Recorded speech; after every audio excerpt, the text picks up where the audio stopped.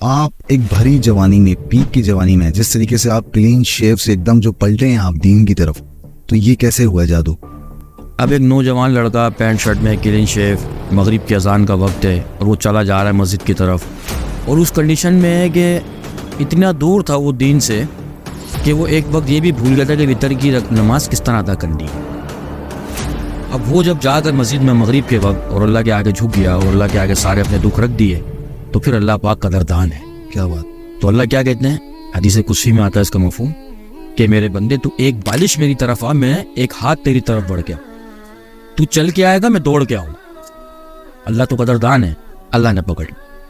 دو اس میں دو دعوی ہیں، ٹھیک ہے، ایک تو زندگی بھی بدلنے کا اور ایک امیر ہونے کا بھی. اوئے کیا بات ہے! یعنی کہ جو لوگ دیکھنے والے ہیں مطلب امیر ہونے کا بھی جو ہے نا بدل گیا.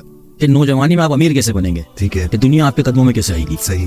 کہ دکھ ایک رب کی بہت بڑی نعمت ہے، ایسی بہت بڑی نعمت ہے کہ اگر وہ رب سے ملا دے، اوکے، اور اگر دکھ شیطان کی طرف لے جائے تو زحمت ہو گئی. ایسے ہی. اب آپ دیکھیں نا نوجوانوں کے اندر ایک صحابی رسول صلی اللہ علیہ وسلم مصعب بن عمیر رضی اللہ تعالیٰ عنہ، ان کے بارے میں آتا ہے جو ہم نے سنا علماء کا مفہوم یہ ہے کہ وہ مکے کے رہائشی تھے اور ایسے نوجوان تھے، اتنے خوبصورت تھے، اور اس زمانے میں کئی 100 درہم کا جوڑا جو ان کا شام سے سل کر آتا تھا وہ پہنتے تھے، اور ایسی خوشبو لگاتے تھے کہ جس گلی سے گزرتے تھے تو لوگ پہچان لیتے کہ مصعب بن عمیر گزرے رضی اللہ تعالیٰ عنہ اجمعین. جب اللہ کے نبی رسالۃ والسلام کی دعوت سے اور اللہ کی دی ہوئی ہدایت سے جب حقیقی دین کو شامل ہوئے تو پھر کیا ہوا؟ ان کے جو چچا تھے، جو قبائلی نظام تھا، اس کا مفہوم یہ ہے ان کے چچا نے ان کو گھر سے نکال دی، سب کچھ واپس لے لیا. تم نے اسلام قبول کر لیا؟ ہاں، کہ تم نے اپنے باپ داداؤں کا دین چھوڑ دیا، اب باپ داداؤں کی جائیداد پر، باپ داداؤں کے مال پر تمہارا کوئی حق نہیں ہے. پھر حضور پاک علیہ السلام کی خدمت میں حاضر ہو گئے.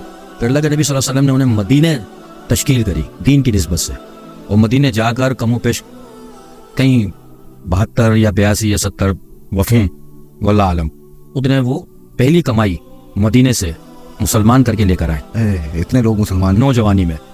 اور شہادت کے وقت کیا ہوا کہ ان کے پاس صرف ایک چادر تھی، اب وہ سر ڈھانپتے تھے تو سطر کھلتا تھا، اور سطر ڈھانپتے تھے تو سر کھل جاتا تھا. تو حضور پاک علیہ السلام کی خدمت میں حاضر عرض کیا گیا رسول اللہ یہ مانج گئے. تو اللہ کے نبی نے فرمایا اس کا مفہوم کہ سر ڈھانپ دیا جائے اور بقیہ حصے پہ گھاس رکھ دی جائے. یہ وہ نوجوان تھے جوانی میں اتنی پیک پہ آلہ، ان کے کپڑے شام سے سل کر آتے تھے، وہ خوشبو ایسی لگاتے تھے کہ پورے کہ جہاں سے گزرتے تھے مہک جاتے. دین کے لیے اصل کمائی کیا کی؟ آخرت کمائی اور دنیا سے چلے. اچھا ضمیر صاحب ایک بات بتائیں، دیکھیں آپ کافی ٹائم سے وابستہ ہیں دین سے، آپ کافی دین سنتے بھی ہوں گے، پڑھتے بھی ہوں گے، سمجھ بھی آتا ہے آپ کو ماشاءاللہ، کافی ٹائم ہو گیا. دنیا کے اندر لوگ ترقی کرتے جا رہے ہیں، یورپ کی بات کریں ترقی کر رہا ہے، امریکہ ترقی کر رہا ہے، صرف اور صرف مسلمان دنیا میں ترقی نہیں کر پا رہے. اس کی آپ کے حساب سے آپ کا کیا فلسفہ ہے کہ ترقی کیوں نہیں کر پا رہے؟ رائے صاحب اس کے لیے تو بڑا، یہ آپ کا سوال تو بڑا اچھا ہے، لیکن مسلمان ترقی کر نہیں رہا وہ ایک صحیح بات ہے آپ کی، لیکن مسلمان نے کی نہیں ہے ایسا نہیں ہے. نہیں، ہماری اگر تاریخ اٹھائیں تو ہم نے بہت دنیا فتح کی ہم نے، ہے نا. اب کیا ہو گیا ہمارے معاشرے کے اندر بچے جاتے ہیں مدرسے میں، وہاں آپ کو اکثر کمپلینس سننے کو ملتی ہوں گی اب جا کر. پہلے بھی یہی رواج رہا ہے کہ جو اساتذہ ہوتے ہیں، جو استاد ہوتے ہیں، مولوی حضرات ہوتے ہیں، قاری ہوتے ہیں، وہ بڑا بچوں کو بحرانی سے مارتے ہیں، اور بڑی ویڈیوز وائرل ہو چکی ہیں جو مارتے ہیں، ہاتھ پہ اسٹکیں مارتے ہیں، بہت زور سے مارتے ہیں. تو وہ کہتے ہیں کہ اگر ان سے سوال کرو وہ کہتے ہیں کہ مارنا ضروری ہے. اور اکثر لوگ کہہ رہے ہوتے ہیں جو فارغ و تحصیل ہو چکے ہوتے ہیں کہ ہم نے بھی بڑی ماریں کھائی ہیں، استاد سے مار کھانی پڑتی ہے، تو تبھی جا کے انسان جو ہے نا جا کے کوئی کامیاب بنتا ہے. جا کر اگر ہم یہ بات تھوڑی دیر کے لیے مان لیں گے ٹھیک کہتے ہیں، اگر اس کے برعکس آپ دیکھو یورپ میں چلے جاؤ، ویسٹ میں چلے جاؤ، ان کے اسکولس، کالج، یونیورسٹیز میں کبھی بچوں کو مارا نہیں جاتا ہے، پھر بھی وہ کامیاب اسٹوڈنٹ بنتے ہیں، ریسرچر بنتے ہیں، ٹیکنیکس ان کے پاس آتی ہیں. تو پھر مار ضروری ہے کیا؟ سویڈن، فن لینڈ، آسٹریا، یہ وہ کنٹریز ہیں جہاں تعلیم بہت ہائی لیول پر ہے.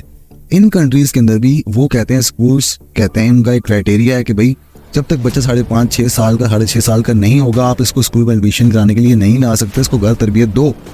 جب وہ یہ کہتے ہیں ہم 3 سال کا بچہ پیچھے بیگ پہنایا اس کو اسکول بھیج دیا. ہمارے یہاں مائیں بھی نہیں چاہتی ان کو 5-6 گھنٹے جو ہے وہ چاہتی ہے ریلیکس کرے. بچہ اسکول جائے گا پیچھے سے ریلیکس کریں گے، موبائل یوز کر لیں گے، ٹک ٹاک چلا لیں گے، یوٹیوب چلا لیں گے، گھر بات کر لیں گے، سکون ماحول ملے گا. جیسے میں آپ کو واقعہ سناتا ہوں 2005 کا. ضلع ٹیکسلا کہلاتا ہے پنڈی میں، واکینٹ جہاں وہاں فیکٹری ہے. تو میں پہلی بار جب 40 دن کی جماعت میں گیا نوجوانی کے اندر, عمر میری 23 سال تھی, ٹھیک ہے, 2005 کے اندر نوجوان, اور میں چلا گیا 40 دن کی جماعت میں. جب میں وہاں پہنچا تو وہاں ایک جو مارکیٹ ایریا مرکزی وہاں جامع مسجد مارکینڈ کے اندر, تو وہاں جب ہم پہنچے ہم نے وہاں اپنا سامان وغیرہ رکھنے کے بعد جو میں واش روم یوز کرنے کے لیے واش روم میں چلا گیا. ٹھیک ہے, تو اس وقت ایک نیا موبائل آیا تھا 700i سیمسنگ. ٹھیک ہے, اس وقت اس کی قیمت جو ہے 12,500 روپے تھی. ٹھیک, وہ میں نے موبائل میرے پاس تھا, تو میں نے جو ہے نا وہاں وہ فلش ٹائم پہ موبائل رکھا, واش روم یوز کیا اور میں بھول گیا. میں واپس آ گیا.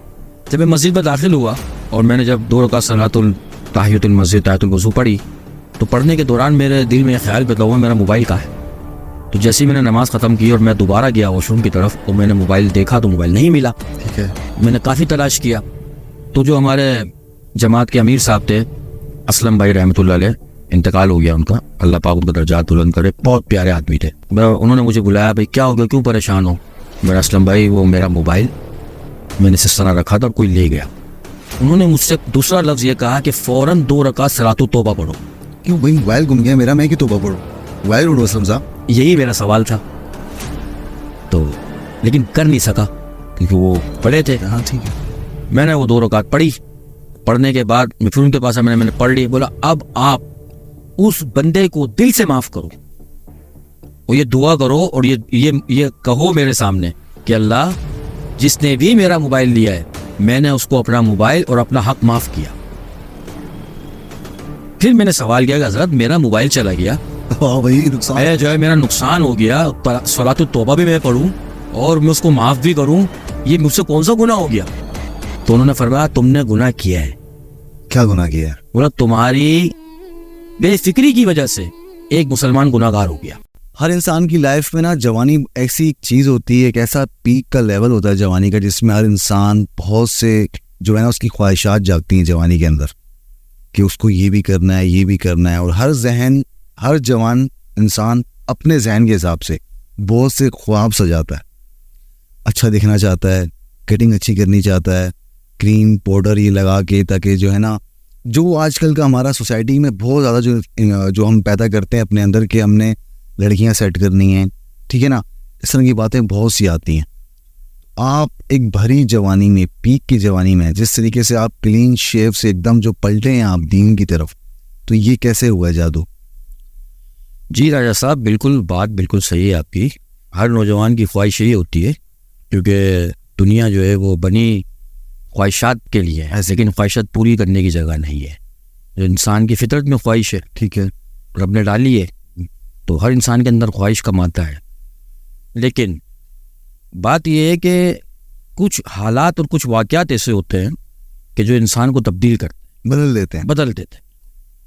آپ کس حالات اور واقعات نے تبدیل کیا جو آپ کی زندگی ایک دم بالکل پلٹی, آپ دنیا داری چھوڑ کے ایک دم دین کی طرف ماشاءاللہ آئیں؟ ایسی کے لیے میں رائے صاحب آپ کو بتاتا ہوں. اس میں 2 دعوی ہیں. ٹھیک ہے, ایک تو زندگی بھی بدلنے کا اور ایک امیر ہونے کا بھی. اوئے کیا بات ہے, یعنی کہ جو لوگ دیکھنے والے ہیں وہ مطلب امیر ہونے کا بھی جو ہے نا بدل جی, کہ نوجوانی میں آپ امیر کیسے بنیں گے, ٹھیک ہے, کہ دنیا آپ کے قدموں میں کیسے آئے گی. صحیح, 2 راستے, ایک تو زندگی بدل گئی پھر دنیا آپ کے قدموں میں آ گئی. ٹھیک ہے, ہر انسان امیر ہونا چاہتا ہے, امیر ہونا جھگڑا اس کا ہے. کچھ دکھ ہوتے ہیں, دکھ جو ہے نا, میں تو کہتا ہوں کہ میں آج 40 سال کی عمر پر پہنچنے کے بعد اس نتیجے پہ پہنچا ہوں کہ دکھ ایک رب کی بہت بڑی نعمت ہے. ایسی بہت بڑی نعمت ہے کہ اگر وہ رب سے ملا دے, اوکے, اور اگر دکھ شیطان کی طرف لے جائے تو زحمت ہو گئی. ایسے ہی تو دکھ بہت بڑی نعمت ہے. جب یہ نعمت مل جاتی ہے رب کی طرف جانے کی, تو میں آپ کو ایک واقعہ بتاتا ہوں, چھوٹا سا, مختصر ٹائم میں مختصر اس کو کر دیتا ہوں تھوڑا سا. ٹھیک ہے, کہ جس وقت مجھے ایک دکھ ملا, اس کی تفصیل میں جاؤں گا تو بات تو بہت دور تک چلی جائے گی, رات پوری گزر جائے گی. تو اس وقت میرے پاس 2 راستے تھے. ایک راستہ رب کی طرف کا تھا اور ایک دنیا کی طرف تھا. ٹھیک ہے, یعنی کہ رحمان کا راستہ, ایک شیطان کا راستہ. تو مجھے اللہ کا بہت بڑا شکر گزار ہوں اس میں, میرے رب کا, میرے اللہ کا, کہ اللہ نے مجھے اپنی قدرت سے مسجد کی طرف رخ کر دیا. ماشاءاللہ. اب ایک نوجوان لڑکا پینٹ شرٹ میں, کلین شیف, مغرب کی اذان کا وقت ہے اور وہ چلا جا رہا ہے مسجد کی طرف, اور اس کنڈیشن میں ہے کہ اتنا دور تھا وہ دین سے کہ وہ ایک وقت یہ بھی بھول گیا تھا کہ وتر کی نماز کس طرح ادا کرنی ہے. اب وہ جب جا کر مسجد میں مغرب کے وقت اور اللہ کے آگے جھک گیا اور اللہ کے آگے سارے اپنے دکھ رکھ دیے تو پھر اللہ پاک قدردان ہے. کیا بات. تو اللہ کیا کہتے ہیں, حدیث قدسی میں آتا ہے اس کا مفہوم کہ میرے بندے تو ایک بالش میری طرف آ, میں ایک ہاتھ تیری طرف بڑھ کے آؤں, تو چل کے آئے گا میں دوڑ کے آؤں گا. اللہ تو قدردان ہے, اللہ نے پکڑ لیا. پھر دیکھیں نا, اب دنیاوی اعتبار سے آپ نصاب ایک, اللہ کے بھی دو عالم ہے, ایک عالم خلق ہے, ایک عالم امر ہے. تو خلق کو اللہ نے نظام کے سبب کے طور پہ چلایا ہے. جیسے بادل آتے تو بارش برستی ہے, دو مرد اور عورت ملتے ہیں تو اولاد ہوتی ہے, ایسے ہی یہ ایک سبب ہے, اللہ نے دنیا کو خلق میں بنایا, بدلا ہے. تو اسی طریقے سے سبب کے طور پر کوئی بھی چیز رینیویٹ کرنے کے لیے یا دوبارہ سے اس کو بنانے کے لیے توڑنا پڑتا ہے. ایسے ہی جب وہ ٹوٹتی ہے, بکھرتی ہے, تو اس کا مطلب ٹوٹنا اختتام نہیں ہوتا, ٹوٹنے کا مقصد دوبارہ سے دوبارہ سے بنانا ہے. تو اللہ پاک جب توڑتے ہیں تو سب بکھرتا ہے. صحیح. پھر اس وقت جو ہے نا وہ شیطان ہم پہ وار کرتا ہے کہ تو گیا, تیرا سب کچھ ختم ہو گیا, اب تیرا کیا ہوگا, اب کیسے ہوگا. اور وہی وقت بننے کا ہوتا ہے جب نوجوان طبقہ اس پر استقامت سے ٹھہر جاتا ہے تو پھر اللہ پاک اس کو اپنی طرف بلا لیتے ہیں اور پھر پکڑ لیتے ہیں.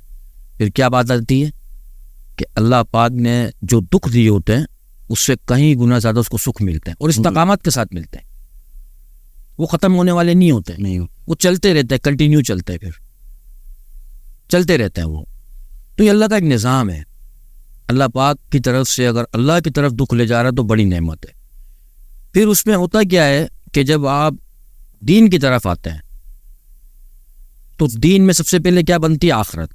ایسے ہی. اور جس کی آخرت بنتی ہے, جو بھی آخرت ہو, اچھی ہو یا بری ہو, اس کا امپیکٹ دنیا میں آتا ہے. تو جب آپ کی آخرت اچھی ہو رہی ہوتی ہے تو دنیا آپ کی خود بخود اچھی ہو جاتی ہے. صحیح. جیسے بادل آتے ہیں تو بارش برستی ہے.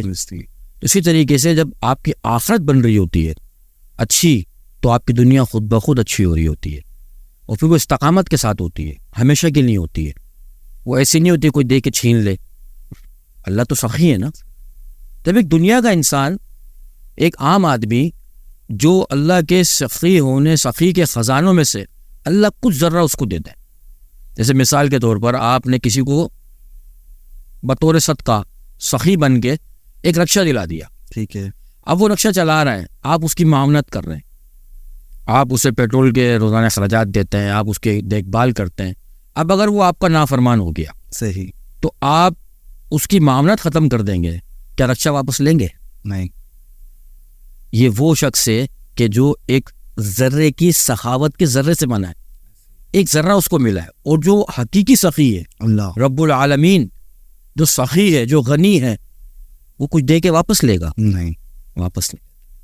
اگر ایسا ہوتا تو اللہ پاک فرعون سے ساری حکومت چھین لیتے, اللہ نمرود سے طاقت چھین لیتے, اللہ جو ہے وہ قارون سے خزانہ لے لیتے. یعنی کہ ان کو ڈھیل دی اللہ نے, ڈھیل مانے, واپس نہیں لیا. آخر میں جو ہے نا ان کو اسی میں غرق کر دیا. آپ دیکھیں نا, اللہ واپس نہیں لیتے, سخی ہے نا, تو پھر اپنے بندے سے کیسے لیں گے؟ اللہ جو دیتے ہیں نا دین کی نسبت سے, وہ واپس نہیں لیتے, اس میں پھر بڑھتا رہتا ہے. تو یہ امیر ہونے کا سب سے آسان نسخہ ہے. تو کسی عالم سے سنا میں نے کہ اللہ پاک جو حشر کے میدان میں جب زمین تانبے کی ہوگی, سورج سوا نیزے پہ ہوگا, یا ربی نفسی نفسی کا عالم ہوگا, ہر فرد یا ربی نفسی اب گھبراہٹ بے چین ہوگا, تو اس وقت اللہ پاک 7 درجے کے لوگوں کو اپنے عرش کا سایہ نصیب فرمائیں گے. صحیح. اس میں سے وہ ایک نوجوان ہوگا کہ جو جوانی میں اللہ کی عبادت کرتا ہوگا. تو نوجوان کی عبادت کتنی کامیاب ہے, جوانی کی جو عبادت ہو, جی, اللہ اس کو اپنے عرش کا سایہ نصیب فرمائیں گے اس وقت. وہ سب سے دیکھا جائے ضمیر صاحب, یہ بڑا مشکل کٹھن وقت ہوتا ہے جوانی کا. ہم اس پہ ہر چیز اپنی مرضی سے چاہتے ہیں, خواہشات, اس پہ قابو نہیں رکھ پاتے. راجہ صاحب دیکھیں نا, مشکل وقت تو انسان کی پیدائش سے شروع ہوتا ہے. دنیا میں بچہ روتا ہوا کیوں پیدا ہوتا ہے؟ وہ یہی تو روتا ہے کہ میں کہاں آ گیا. اور سب سے پہلا اس کا پڑاؤ کیا ہوتا ہے کہ اسے کنورٹ لینی ہوتی ہے, وہ کنورٹ لینے کی محنت کرتا ہے.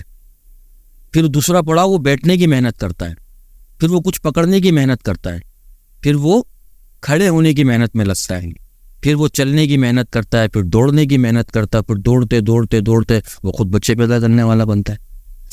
تو مشکلات تو اللہ خود فرماتے ہیں نا، اس کا مفہوم یہ ہے کہ ہم نے انسان کو مشکلات کے لیے پیدا کیا ہے۔ اب آپ دیکھیں نا، نوجوانوں کے اندر ایک صحابی رسول صلی اللہ علیہ وسلم مصعب بن عمیر رضی اللہ تعالیٰ عنہ، ان کے بارے میں آتا ہے، جو ہم نے سنا علماء سے، اس کا مفہوم یہ ہے کہ وہ مکے کے رہائشی تھے اور ایسے نوجوان تھے، اتنے خوبصورت تھے، اور اس زمانے میں کئی 100 درہم کا جوڑا جو ان کا شام سے سل کر آتا تھا وہ پہنتے تھے، اور ایسی خوشبو لگاتے تھے کہ جس گلی سے گزرتے تھے تو لوگ پہچان لیتے کہ مصعب بن عمیر گزرے رضی اللہ تعالیٰ عنہ مجمعین۔ جب اللہ کے نبی رسالۃ والسلام کی دعوت سے اور اللہ کی دی ہوئی ہدایت سے جب حقیقی دین کو شامل ہوئے تو پھر کیا ہوا؟ ان کے جو چچا تھے، جو قبائلی نظام تھا، اس کا مفہوم یہ ہے، ان کے چچا نے ان کو گھر سے نکال دیا، سب کچھ واپس لے لیا۔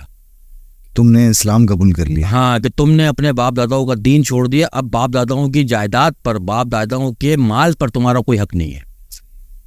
پھر حضور پاک علیہ السلام کی خدمت میں حاضر ہو گئے، پھر اللہ کے نبی صلی اللہ علیہ وسلم نے انہیں مدینے تشکیل کری دین کی نسبت سے، اور مدینے جا کر کم و پیش کہیں 72 یا 82 یا 70 وفوں واللہ عالم، اتنے وہ پہلی کمائی مدینے سے مسلمان کر کے لے کر آئے، اتنے لوگ مسلمان نوجوانی میں۔ تو آج جو دین کی محنت ہے نا، جسے آج ہمارے یہاں جو دعوت تبلیغ کی محنت ہے، اس محنت میں نوجوان طبقہ لگی اسی لیے لائے کہ دیکھیں، توبہ کرنا کمال ہے، اللہ کی طرف سے توفیق ہے تو توبہ کر رہا ہے انسان، لیکن توبہ پہ قائم رہنا یہ اللہ اعلیٰ ہے، کیونکہ شیطان کبھی ہمیں توبہ کرنے نہیں دیتا، لیکن جب توبہ کر لیتا ہے تو توبہ پہ قائم نہیں رہنے دیتا، ہٹاتا ہے۔ تو آج دعوت تبلیغ کی محنت ہے، اس محنت کا مقصد یہی ہے کہ نوجوان ہو، بوڑھا ہو، مستورات ہو، توبہ پہ قائم رہنے والا بن جائے۔ اب اس کے میں آپ کو ایک واقعہ بتاتا ہوں کہ آج جو ہے دعوت والی محنت کیوں ضروری ہے اور نوجوان کو کیوں کرنی چاہیے۔ بتائیں۔ دیکھیں، 1445-46 سال پہلے مصعب بن عمیر رضی اللہ عنہ نے کی، تو اس کا رزلٹ کیا ہوا کہ وہ مسلمان کر کے لائے، مبلغ بنے، اور پھر غزوہ احد میں، غالباً اس کا مفہوم یہ ہے، غزوہ احد شاید کسی غزوے میں شہید ہوئے، اور شہادت کے وقت کیا ہوا کہ ان کے پاس صرف ایک چادر تھی، اب وہ سر ڈھانپتے تھے تو سطر کھلتا تھا، اور سطر ڈھانپتے تھے تو سر کھل جاتا تھا۔ تو حضور پاک علیہ السلام کی خدمت میں حاضر عرض کیا گیا، رسول اللہ یہ ماجرا ہے، تو اللہ کے نبی نے فرمایا اس کا مفہوم کہ سر ڈھانپ دیا جائے اور بقیہ حصے پہ گھاس رکھ دی جائے۔ یہ وہ نوجوان تھے تو جوانی میں اتنی پیک پہ اعلیٰ ان کے کپڑے شام سے سل کر آتے تھے، وہ خوشبو ایسی لگاتے تھے کہ پورے کہ جہاں سے گزرتے تھے مہک جاتے کہ دین کے لیے اصل کمائی کیا کی؟ آخرت کمائی اور دنیا سے چلے گئے۔ تو میں آپ کو ایک واقعہ بتاؤں، 2005 کے اندر میرا جانا ہوا پہلی بار سے روزہ کے لیے، 3 دن کی جماعت میں گیا تبلیغی جماعت والوں کے ساتھ، بڑے اللہ پاک ان کو جزائے خیر دے، اور بڑے جو ہے وہ اکرام والے لوگ ہیں، بڑی محبت والے لوگ ہیں۔ پہلی دفعہ جاؤ تو ایسا لگتا ہے کہ بس کئی سالوں سے ہم جانتے ہیں، محسوس ہی نہیں ہوتا کہ ہم نئے یا وہ پرانے ہیں۔ تو ہم وہاں یہ ہب چوکی سے آگے بیلا شہر ہے، تو بیلا کے اندر ایک نونی گوٹ تھا یا روانی گوٹ تھا، وہاں ہم 3 دن رہے، واپسی آ رہے تھے تو بیلا شہر میں 2 سال کی جماعتوں کا جوڑ تھا۔ ٹھیک ہے، اب سال کی جماعت جو ہوتی ہے نا وہ پیدل چل رہی ہوتی ہے پورے سال، تو وہ ان بستیوں میں جاتی ہیں کہ جہاں سواری نہ جاتی ہو، جہاں لوگ پہنچتے نہ ہو، پہاڑوں کے اوپر چڑھ کے نیچے اترنا ہو، کیونکہ ہمارے بلوچستان میں اور سندھ میں کئی آبادیاں ایسی ایسے، تھانہ بولا خان ہو گیا، آپ سامنے دیکھیں گے تو پہاڑ ہے لیکن پہاڑ کے پیچھے پوری آبادی ہے، اس طرح بلوچستان میں کئی ایسے آبادیاں موجود ہیں۔ تو جب وہ سال کی جماعت کا جوڑ ہوا تو ایک نوجوان تھے، مجھے آج بھی یاد ہے، وہ جب وہ اپنی اس کو کارگزاری کہتے ہیں، ٹھیک ہے، کہ جو کر کے آئے وہ سنا رہے تھے کہ ہم جس بستی سے آ رہے ہیں تو وہاں قبرستان تھا، اور اس قبرستان کے اندر 2 جھنڈے لگے تھے قبروں کے اوپر، 2 طرح کے جھنڈے، 2 طرح کے جھنڈے، کئی قبروں پہ سفید جھنڈے تھے اور کئی قبروں پر لال جھنڈے تھے۔ ٹھیک ہے، جن پہ سفید جھنڈے تھے ان کی نماز جنازہ ہو چکی تھی، اور جن پر لال جھنڈے تھے ان کی نماز جنازہ نہیں ہوئی تھی۔ اس کی کیا وجہ تھی؟ وہاں جو ہے دین تھا نہیں، اب کوئی جو سائیکل کا راستہ تھا صرف 2 پہاڑوں کے درمیان، یا پیدل ایک بندہ جا سکتا ہے بقول ان کے، وہاں کوئی سواری کا راستہ نہیں تھا تو دوسرے کسی علاقے سے کوئی قاری صاحب یا مولوی صاحب آتے تھے، اور وہ آنے کے بعد وہاں پر جو ہے نا جو انتقال کر چکے ہوتے تھے ان کی نماز جنازہ پڑھتے تھے، اور جتنے ایسے بوڑھے ہوتے تھے جو مستقبل میں مرنے والے ہوتے تھے ان کی ایڈوانس پڑھتے تھے اور اس کے عوض پیسے لیتے تھے، اور جب تک وہ نہیں آتے تھے اس دوران کوئی انتقال کر جائے تو اس کو دفنا دیا جاتا تھا اور لال کلر کا جھنڈا لگا دیتے کہ ان کی نماز جنازہ بعد میں پڑھی جائے گی۔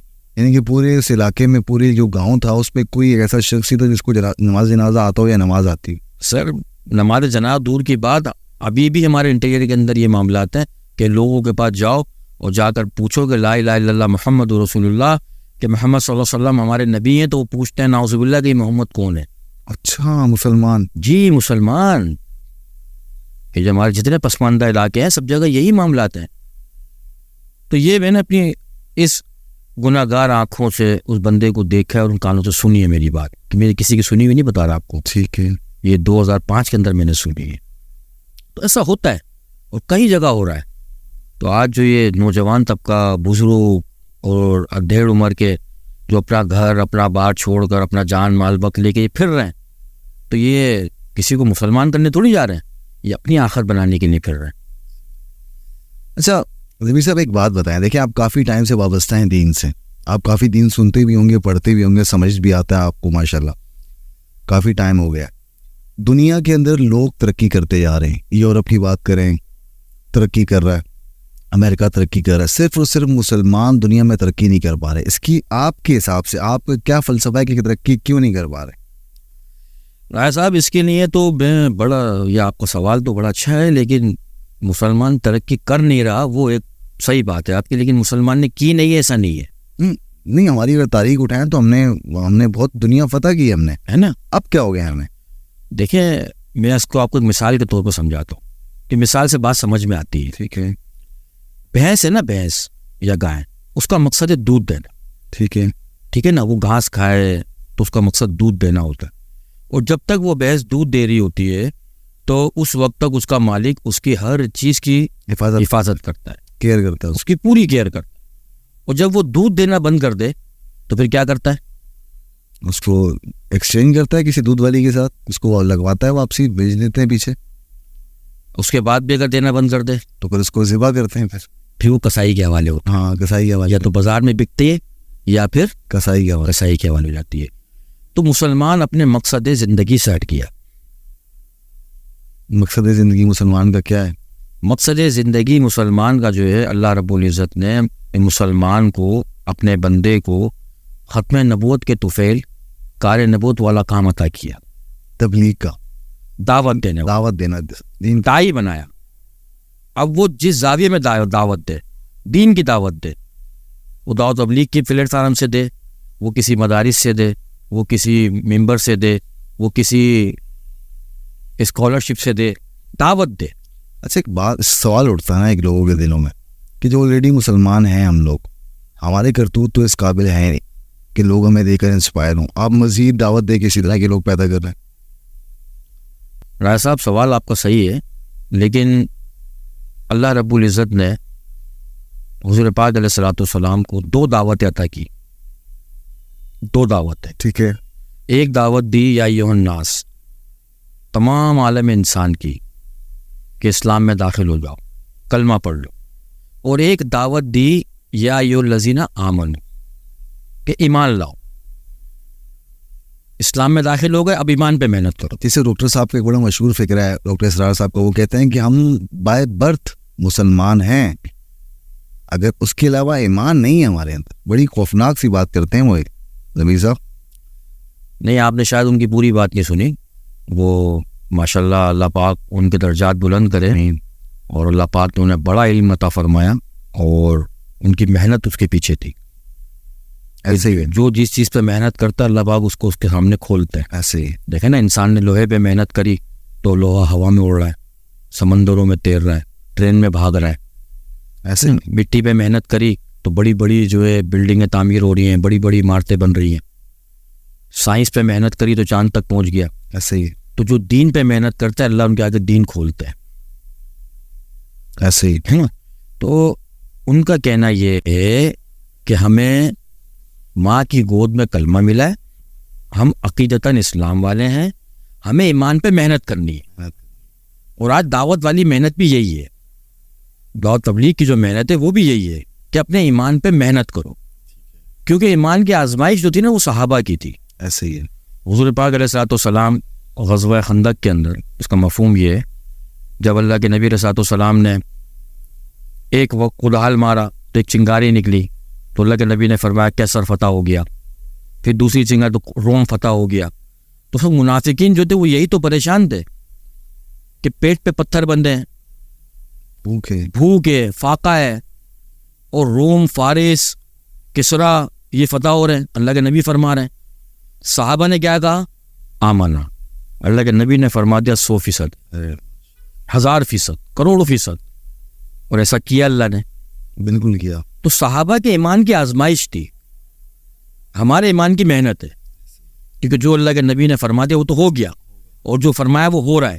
اب دیکھیں نا, میں اس پہ آپ کو ایک واقعہ سناتا ہوں, بڑا مشہور واقعہ ہے, سراقہ بن مالک رضی اللہ تعالیٰ عنہ. ایسے ہی کہ جس وقت ہجرت کا واقعہ ہوا اور ہجرت کے لیے اللہ کے نبی علیہ الصلوۃ والسلام اور حضرت ابوبکر صدیق رضی اللہ تعالیٰ عنہ جب مکے سے مدینے کی طرف رواں ہوئے تو کفار پھیل گئے, نعوذ باللہ, قتل کے ارادے سے یا پکڑنے کے ارادے سے. تو تجسس کے لیے کچھ لوگ پیچھے لگے, انعام کا لالچ تھا. تو اس وقت مکے کے ایک چودھری تھے سراقہ بن مالک, بعد میں وہ صحابی بنے رضی اللہ تعالیٰ مجمعین. تو اس وقت جب وہ اللہ کے نبی علیہ الصلوۃ والسلام کے تعاقب کے لیے اپنے گھوڑے پہ سوار ہو کر جب دو قریب جانے لگے تو گھوڑا دسنے لگا. تو پہلے تو وہم ہوا کہ شاید جب رکے تو گھوڑا واپس آ گیا. پھر کچھ دیر کے بعد انہوں نے ریئلائز ہوا کہ نہیں شاید میرا وہم ہے, تو پھر دوبارہ پیچھا کرنے کی کوشش کی, تو پھر اللہ پاک نے وہ گھوڑے کو دسانا شروع کر دیا. تو پھر وہ سمجھ گیا کہ معاملہ کچھ اور ہے, اور پھر اللہ کے نبی سے مخاطب ہوئے, اس کا عرض کیا کہ یا رسول اللہ صلی اللہ علیہ وسلم کہ آپ جائیے اور میں جو ہے نا کفار کو ان کا رخ بدلتا ہوں اس جگہ سے, اس راستے سے. تو اللہ کے نبی صلی اللہ علیہ وسلم فرمایا اس کا مفہوم کہ سراقہ اس وقت تیرا کیا ہوگا کہ جب کسرا کے کنگن تیرے ہاتھ میں ہوں گے. اب اللہ کے نبی نے فرما دیا تو اللہ کے نبی کا فرمان تو کروڑوں سال بھی لگ جائے پورا ہونا ہے. ایسا ہی بے شک. لیکن اس وقت جو اللہ کے نبی نے فرمایا, اللہ کے نبی صلی اللہ علیہ وسلم کے بعد پردہ فرمانے کے بعد دور ابو بکر آیا رضی اللہ مجمعین, ان کے بعد دور عمر آیا رضی اللہ تعالیٰ مجمعین. جب دور عمر میں رضی اللہ تعالیٰ عنہ نے سعد بن ابی وقاص کو جب کسرا کا گورنر بنا کر بھیجا اور وہ کسرا فتح ہوا, تو جو مال غنیمت آیا تو اس کی جو لسٹ آئی, جب وہ لسٹ حضرت عمر کے سامنے پیش کی گئی رضی اللہ تعالیٰ مجمعین, تو حضرت عمر نے جب دیکھا تو فرمایا کہ سعد بن وقاص رضی اللہ تعالیٰ مجمعین اس میں کچھ بھول معلوم ہوتی ہے. تو سعد بن وقاص نے جب دیکھا تو کافی دیکھنے کے بعد تو کسرا کے کنگن کسی کونے میں پڑے تھے, وہ کنگن نکال کر عمر رضی اللہ عنہ کو پیش کیے گئے. تو عمر رضی اللہ تعالیٰ فرمایا سراقہ بن مالک رضی اللہ تعالیٰ عنہ کو کہ یہ لیجئے اور یہ کنگن پہنیے اپنے ہاتھ میں اور ہجرت کا واقعہ بیان کیجیے. تو حضور پاک علیہ الصلوۃ والسلام کی جو زبان مبارک سے نکلے ہوئے الفاظ ہیں اللہ نے اس تمام پورے کیے ہیں اور قیامت تک پورے ہوں گے. تو جس نبی علیہ الصلوۃ والسلام کی زبان مبارک کے الفاظ اتنے قیمتی ہیں تو اس نبی علیہ پاک علیہ الصلوۃ والسلام کی جو جسم اطہر سے نکلے ہوئے اعمال کتنے قیمتی ہوں. بے شک. تو وہ کامیاب کرتے ہیں. زمین بھائی میں کہتا ہوں نبی علیہ السلام کے پروٹوکول میں ایک بات بھی اگر میں آپ کو سناؤں نا تو وہ بہت بڑی ان کے پروٹوکول میں کہ اس ٹائم روزہ رسول پہ بھی جائیں اگر آپ اور آپ جا کر تھوڑی سی اونچی آواز کریں تو آپ کے سارے زندگی کے اعمال زیرو کر دے گا اللہ. تو یہ کم پروٹوکول ہے ان کا اس ٹائم بھی. سر وجوہ کائنات ہیں. اللہ رب العزت نے قرآن میں فرمایا اس کا مفہوم میں نے علماء سے سنا ہے کہ نبی علیہ السلام اپنی امت سے یعنی صحابہ سے امت کے لیے پیغام ہے نا کہ اس امت سے کہہ دیجئے کہ اگر اللہ کا محبوب بننا ہے تو پہلے حضور پاک علیہ السلام کا محبوب بننا پڑے گا. بے شک. وہ ڈاکٹر اسرار صاحب بڑی چیخ چیخ ایک بات سمجھاتے ہیں, بتاتے ہیں کہ اگر آپ کو اپنے مال دولت سے بڑھ کر اگر آپ کو اپنی حویلیوں کوٹھیوں سے بڑھ کر اگر آپ کو اپنی گاڑیوں سے بڑھ کر نبی پیارے نہیں ہیں تو پھر آپ کا ایمان زیرو ہے، آپ ایمان سے خارج ہیں. ایمان کامل ہی نہیں ہے نا. یعنی کہ ان سب سے، اولاد سے، بیوی سے، بچوں سے، مال سے، دولت سے، سب سے بڑھ کے ٹاپ پہ پرائورٹی دینی ہے آپ کو محمد رسول اللہ کو. بس صلی اللہ علیہ وسلم. بس لا الہ الا اللہ محمد رسول اللہ. اچھا زبیر صاحب، جب آپ دنیا داری چھوڑ کے جب دینداری کی طرف آئے، ہم نے یہ بڑا سنا ہے، ہم نے پڑھا بھی ہے کہ جب اللہ تعالیٰ کہتا ہے اگر میں آپ کو آزماؤں گا تو فاقے بھی دوں گا، پریشانیاں دوں گا، ان سب چیزیں دے کر میں آپ کو آزماؤں گا، پھر دیکھوں گا آپ میری آزمائش پہ پورا اترتے ہیں یا نہیں، پھر کامیابی دے دوں گا. تو جب آپ دنیا داری چھوڑ کے دینداری کی طرف آئے، ظاہر ہے اس ٹائم بھی آپ پیسے کماتے ہوں گے، جاب کرتے ہوں گے، آپ کرتے ہو ماشاءاللہ. تو برکت کس میں تھی؟ پہلے کے پیسے میں زیادہ برکت تھی، یا اس کے بعد جب دین کی طرف آئے، اللہ کی طرف آئے، یا اس میں اللہ تعالیٰ نے بہت دیا آپ کو؟ راز صاحب، پہلے جو کثرت تھی مال میں تب دنیا داری میں تھے، سستائی کا دور تھا. اس زمانے میں کثرت پیسہ زیادہ ہوتا تھا لیکن برکت نہیں تھی. لیکن جب اللہ نے اپنے دین سے مخاطب کیا اور دین میں اللہ نے قبول کیا، ہدایت عطا فرمائی، تو کثرت کے ساتھ برکت بھی ملی. کیا بات بولی آپ. تو دین میں کثرت کے ساتھ برکت ہے، بہت دیتا ہے اللہ. میں اپنے ایک بزرگ کی بات کو نقل کرتا ہوں، یہ کسی حدیث تو نہیں ہے، معقول ہے، قول ہے ان کا. وہ فرماتے تھے کہ دیکھو بھائی، جو دائی ہوتا نا، دائی جو دین کی دعوت دینے والا ہوگا، ایسے ہی دنیا اس کی لونڈی ہوتی ہے، دنیا اللہ اس کے قدموں میں ڈال دیتا ہے. ہمارے معاشرے کے اندر بچے جاتے ہیں مدرسے میں، وہاں آپ کو اکثر کمپلینس سننے کو ملتی ہوں گی اب جا کر. پہلے بھی یہی رواج رہا ہے کہ جو اساتذہ ہوتے ہیں، جو استاد ہوتے ہیں، مولوی حضرات ہوتے ہیں، قاری ہوتے ہیں، وہ بڑا بچوں کو بے رحمی سے مارتے ہیں، اور بڑی ویڈیوز وائرل ہو چکی ہیں. جو مارتے ہیں، ہاتھ پہ اسٹکیں مارتے ہیں، بہت زور سے مارتے ہیں. تو وہ کہتے ہیں کہ اگر ان سے سوال کرو، وہ کہتے ہیں کہ بھی مارنا ضروری ہے. اور اکثر لوگ کہہ رہے ہوتے ہیں جو فارغ و تحصیل ہو چکے ہوتے ہیں کہ ہم نے بھی بڑی ماریں کھائی ہیں، استاد سے مار کھانی پڑتی ہے، تو تبھی جا کے انسان جو ہے نا، جا کے کوئی کامیاب بنتا ہے جا کر. اگر ہم یہ بات تھوڑی دیر کے لیے مان لیں، یہ ٹھیک کہتے ہیں. اگر اس کے برعکس آپ دیکھو، یورپ میں چلے جاؤ، ویسٹ میں چلے جاؤ، ان کے اسکولز، کالج، یونیورسٹیز میں کبھی بچے کو مارا نہیں جاتا ہے، پھر بھی وہ کامیاب اسٹوڈنٹ بنتے ہیں، ریسرچر بنتے ہیں، ٹیکنیکس ان کے پاس آتی ہیں. تو پھر مار ضروری ہے کیا؟ جی راجہ صاحب، آپ کا سوال بہت اچھا ہے. چوری کہاں ہوتی ہے؟ جب مال زیادہ ہو. جہاں مال ہوتا ہے. علم حاصل کرنا اور تعلیم کا حاصل کرنا، یہ دو الگ الگ جز ہیں. ٹھیک ہے، بالکل ہیں، الگ الگ ہیں، بالکل ہیں. علم میں دونوں جہاں کی کامیابی ہے، دنیا بھی کامیاب ہے اور آخرت بھی کامیاب ہے. اور تعلیم دنیا کا معنی کا ہنر ہے. تعلیم سے آپ کو دنیا ملتی ہے. آپ ڈاکٹر بنتے ہیں تو آپ کو تنخواہ ملتی ہے، آپ اچھے ڈاکٹر ہوتے ہیں، آپ کو اچھی تنخواہ ملتی ہے.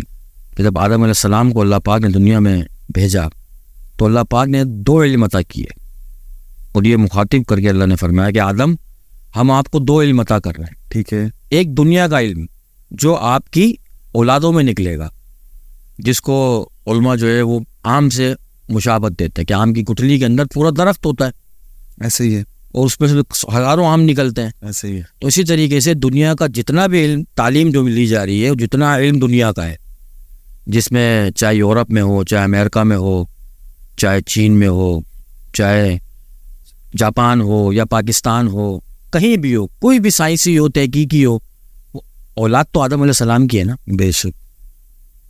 تو دیا تو اللہ ہی نہیں ہے، وہ علم نکل رہا ہے. اور دوسرا علم اللہ رب نے فرمایا کہ سم مفہوم کے آدم، ہم ہدایت، جو دوسرا علم ہدایت، وہ ہم کسی کو دیں گے، اور وقفے سے دیں گے، اور جسے چاہے اسے دیں گے. اللہ تعالیٰ یہ بھی تو فرماتے ہیں کہ اگر میں دیکھوں گا مسلمانوں میں کوئی اس قابل ہوا اور اس قابل نہ ہوا تو میں حکمرانی غیر مسلموں کو دے دوں گا، مخالف سب میں دے دوں گا. پھر دیکھوں گا کہ اگر آپ نے کوئی اتنی قابل ہے تو تمہیں اٹھا کے دے دوں گا. تو مطلب یہ ہے کہ اس ٹائم آپ سمجھتے ہیں کہ دنیا میں جو ہماری توتی نہیں بولتی مسلمانوں کی، کوئی ہمیں نہیں سنتا ہے، کوئی ہماری بات نہیں رکھتا ہے، کوئی ہماری بات نہیں مانتا ہے، کوئی دنیا کے ورلڈ آرڈر جو دینے ہوتے ہیں اس میں ہماری رائے نہیں لیتا ہے، تو کہیں نہ کہیں ہم جا کر بہت ناکام ہو چکے ہیں. نہیں، ہم ناکام تو نہیں کہیں گے. ہاں، یہ ہے کہ ہم اپنے مقصد سے ہٹے ہوئے ہیں. اور جو بھی چیز مقصد سے ہٹتی ہے تو یا تو ختم ہوتی ہے یا کمزور ہوتی ہے. ابھی ہم کمزور ہیں. ہم کمزوری کے درجے پہ ہیں کیونکہ ہم مقصد سے ہٹ گئے. ٹھیک ہے. ہمارا مقصد حیات ہی کچھ اور ہے. اللہ پاک نے فرشتوں سے جو مکالمہ کیا تھا کہ ہم دنیا میں انسان کو خلیفہ بنا کے بھیجیں گے اپنے, صحیح ہے نا, ایسے ہی بولتے ہیں اللہ تعالیٰ, خلیفہ بنا کے بھیجیں گے. تو ہم نے اس مقصد سے ہٹ گئے. جس دن ہم اس مقصد پہ آ جائیں گے تو اللہ پھر ہمیں دے دے گا سب. آپ ہی دیکھیں نا, مثال کے طور پر مثال سمجھنے کے لیے, جو کمزور اسٹوڈنٹس ہوتا ہے, ٹھیک ہے, کمزور, تو ٹیچر کیا کرتا ہے اس کے ساتھ؟ محنت کرتے ہیں یا اس کو مارتے ہیں یا ڈانٹتے ہیں. ٹیچر اس کی صلاحیت کے اعتبار سے, اس کے مائنڈ کے اعتبار سے اس کو تیار کرتا ہے. نہیں, یہ یورپ میں ہوتا ہے, ہمارے یہاں تو جو کمزور ہوتا ہے اس کا مذاق بنایا جاتا ہے. سر یہ دیکھیں نا, میجورٹی تو ایسی نہیں ہے نا. جو کمزور ہوگا اس کا مذاق بنایا جائے گا, کلاس کے باقی اسٹوڈنٹس بھی اس کو چھیڑیں گے, تو وہ تو بیچارہ بہت ہی زیادہ, اس کے اندر تو کانفیڈنس لیول اس کا زیرو ہو جاتا ہے. تو کیا یورپ میں ایسا نہیں ہوتا؟ جس طرح آپ نے کہا نا کہ جو کمزور بچہ ہوتا ہے اس کو جو ہے نا تھوڑا مزید محنت کر کے اس کو اوپر لے کے آیا جاتا ہے. یہ سارا سلسلہ تو ہم نے یورپ میں دیکھا ہے, ہمارے یہاں تو نہیں دیکھا سوسائٹی میں ہم نے. نہیں صاحب, میرا سوال ہے آپ سے کہ یورپ میں ایسا نہیں ہوتا کہ جو کمزور کا مذاق نہ اڑایا جاتا ہو, کمزور کو ٹیچر تو نہیں کرتا نا, ٹیچر کو نہیں کرنا بھی نہیں چاہیے, ٹیچر تو نہیں کرتا نا. تو یہاں بھی نہیں ہوتا. یہ تو آپس کا ماحول ہوتا ہے, آپس کے جو اسٹوڈنٹس ہوتے ہیں وہ کرتے ہیں سب کچھ. ٹیچر نے کسی نے کہا آج تک؟ پیرنٹس میٹنگ ہوتی ہے تو بلا کے بولتے نہیں آپ کے بیٹا بڑا کمزور ہے. وہ پیرنٹس کو کہتا ہے نا کہ آپ گھر میں تربیت دیں, کہ جتنا وقت یہ گھر میں گزر رہا ہے اس کی صلاحیت کے اعتبار سے آپ تربیت دیں. ہمارا تعلیمی نظام بھی دیکھو ضمیر صاحب, آپ جس بچے کو ہم 5-6 سال میں گھر پہ پیار کرنا چاہیے, اس کو لاڈ تربیت دینی چاہیے. ہمارا اسلام یہ کہتا ہے بچے کو 6-7 سال تک آپ اپنے گھر رکھو, اس کو تربیت دو, سکھاؤ. ہم لوگ 3-4 سال میں بچہ اٹھا کے بھیج دیتے ہیں اسکول میں, اور اسکول میں بھی آگے زیادہ تر ہمارے جتنے بھی ایریے ہیں مڈل کلاس کے, وہاں اسکول میں میرے خیال سے بمشکل 22-23 سال کی میٹرک پاس خواتین جو ٹیچرز ہوتی ہیں وہ ہوتی ہیں, اور وہ 18-19 یا 20-21 بچے سنبھال رہی ہوتی ہیں.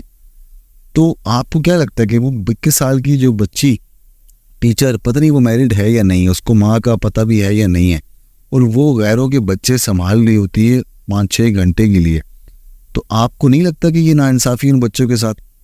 ان کو وہ ڈانٹتی بھی ہوگی کہ انسان کتنا اس کے اندر صبر ہوتا ہے. بچے مذاق کرتے ہیں, چھوٹے بچے کو پالنا, کوئی انسان کے بچے کو پالنا کوئی آسان ہے مرشد؟ کیا کہتے ہیں آپ؟ راز صاحب یہ دیکھیں, یہ تو جو ہے نا آج کا ماحول ہے, یہ سارا معاشرے کے نظام سے چل رہی چیز ہے. اب آج اگر آپ اپنے کسی بچے کو اسکول لائف نہیں سکھائیں گے اور آپ اس کو ماحول میں نہیں بیچیں گے تو اس معاشرے میں بھی تو آپ کو رہنا ہے نا. دنیا کے جتنے ملک, سویڈن, فن لینڈ, آسٹریا, یہ وہ کنٹریز ہیں جہاں تعلیم بہت ہائی لیول پر ہے. ان کنٹریز کے اندر بھی وہ کہتے ہیں, اسکولس کہتے ہیں, ان کا ایک کرائٹیریا ہے کہ بھائی جب تک بچہ 5.5-6 سال کا 6.5 سال کا نہیں ہوگا آپ اس کو اسکول میں ایڈمیشن کرانے کے لیے نہیں لا سکتے, اس کو گھر تربیت دو.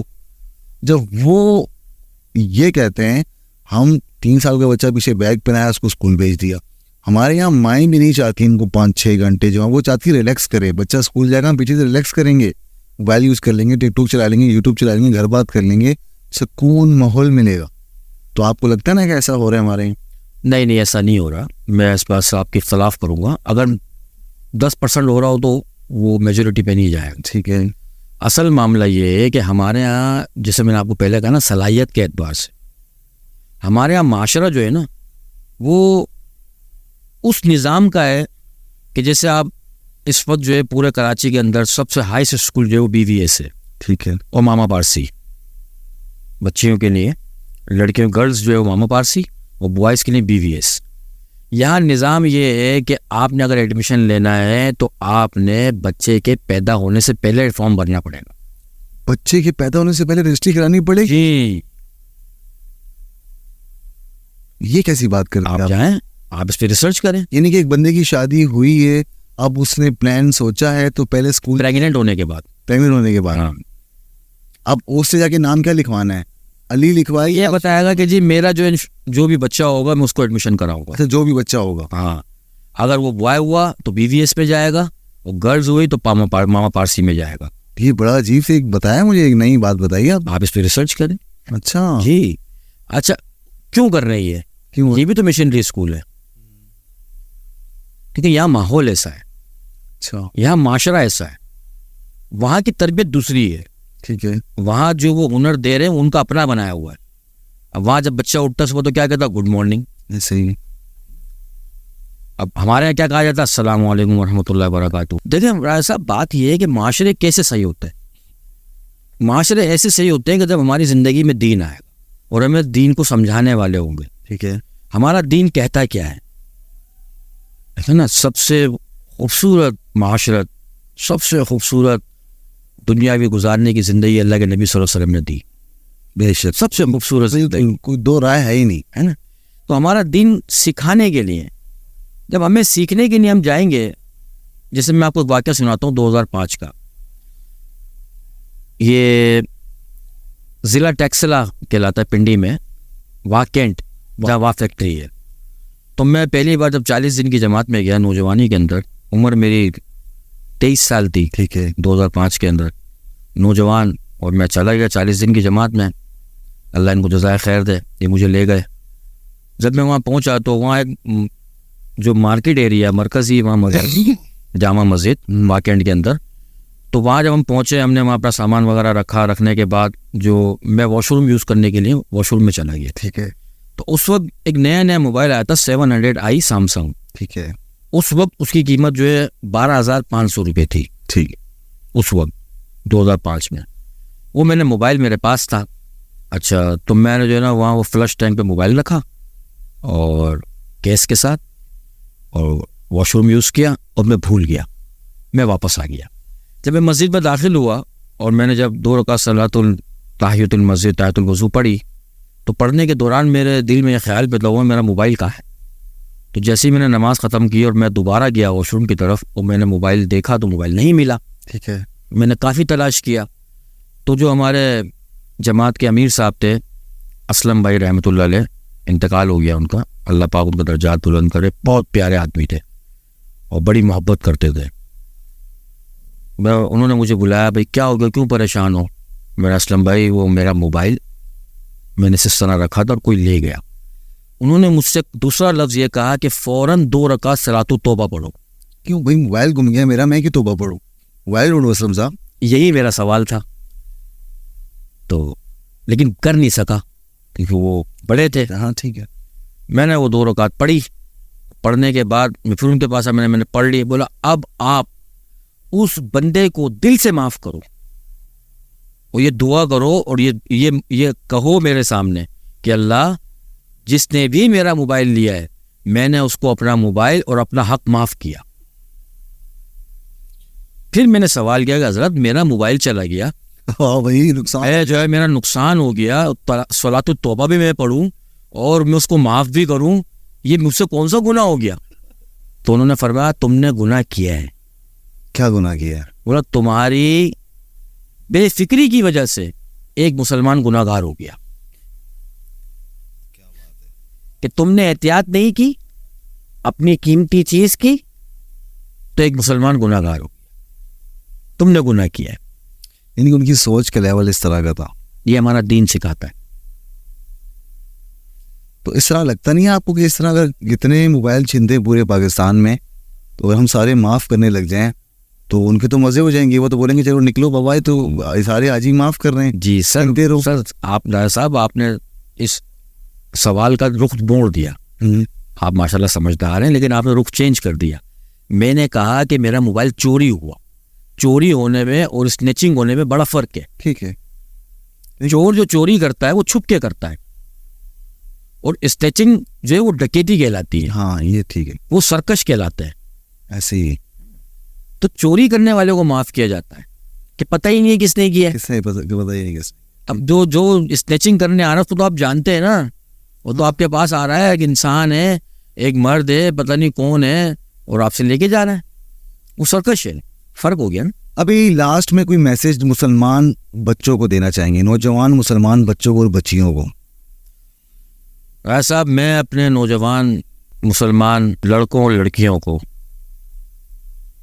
یہ میسج دینا چاہوں گا کہ دیکھیں, آج آپ جنہیں بھی دیکھیں گے نا, جو 40 سال کا ہے, جو 50 سال کا ہے, جو 60 سال کا ہے, وہ آج سے 60 साल वाला 40 साल पहले 20 साल था, ऐसे ही 40 साल वाला 20 साल पहले 20 साल का था, ऐसे ही 50 वाला 30 साल पहले 20 साल का था। ऐसे ही। तो हर अधेड़, हर बूढ़ा, हर औरत और हर बूढ़ी पहले जवानी होती है, सबका टाइम गुजर जाना है। तो मैं अपने नौजवानों को ये पैगाम दूंगा कि मुझे किसी ने बचपन में एक बात सिखाई थी, बचपन से मुराद में उस टाइम लड़कपन, 14, 15, 16 साल उम्र होगी, इसलिए याद है ये बात।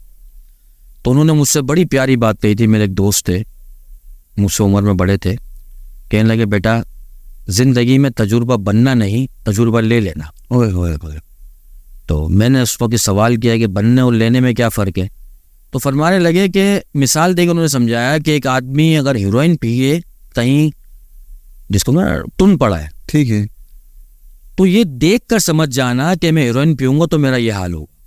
ये मत कहना कि मैं हीरोइन पी के देखूँ मैं ऐसा होता हूँ या नहीं होता हूँ, होगा वही जो हीरोइन का हुआ है। तो ये है बनना और लेना।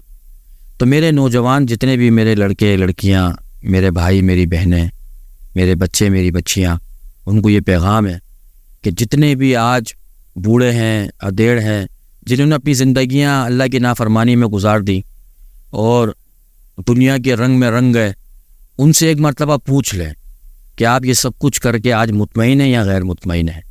तो आपको यही जवाब देंगे कि हमसे गलती हो गई, हमने जुर्म किया।